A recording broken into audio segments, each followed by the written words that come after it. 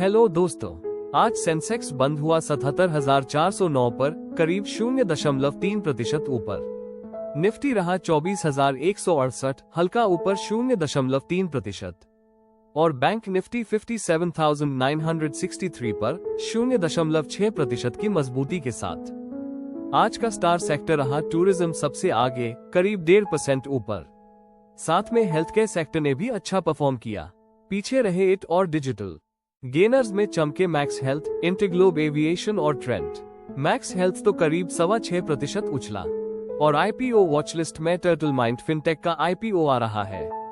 ये एक insurance distribution platform company है। इश्यू खुलेगा 19 जून को और बंद होगा 23 जून को। प्राइस बैंड रखा गया है 144 से 152 रुपये। तो ये था आज का मार्केट पल्स। पसंद आए तो सब्सक्राइब कीजिए। मिलते हैं अगली क्लोजिंग पर।